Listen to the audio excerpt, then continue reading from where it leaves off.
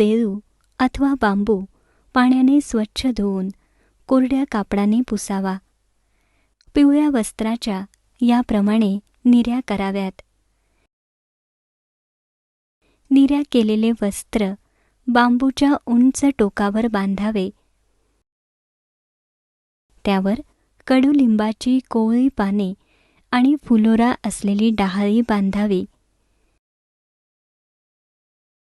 त्यानंतर त्यावर साखरेच्या गाठी म्हणजे साखरेची माळ बांधावी.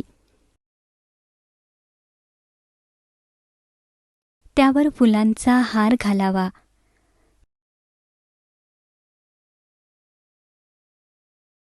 कलशावर अशा पद्धतीने कुंकवाच्या 5 रेषा ओढाव्यात. कलश बांबूच्या टोकावर अशा पद्धतीने उलटा ठेवावा. ही गुढी एका लहानशा पाटावर उभी करावी.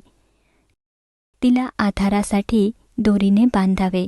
गुढी पूजनाची कृती पहा आमच्या पुढच्या व्हिडिओमध्ये. गुढी उतरवण्याची प्रत्यक्ष कृती.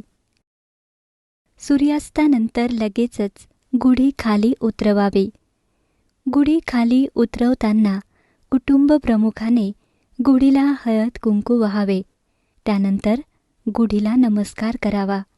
गुढीला गुळाचा अथवा गोड पदार्थाचा नैवेद्य दाखवावा. त्यानंतर सर्वांनी प्रार्थना करावी.